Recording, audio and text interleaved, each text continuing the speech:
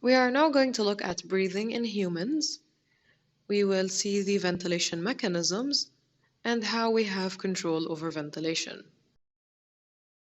So during ventilation, when we inhale or during inspiration, the lung volume is going to increase and the pressure in the alveoli is going to decrease.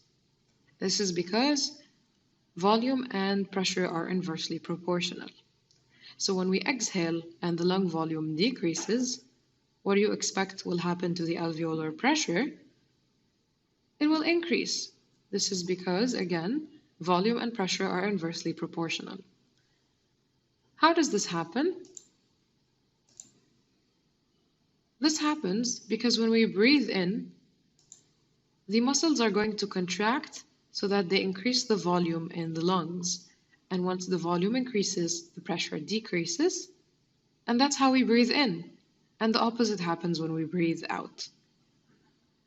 Now, these movements vary with exercise levels. Look at the level of percentage of CO2 increase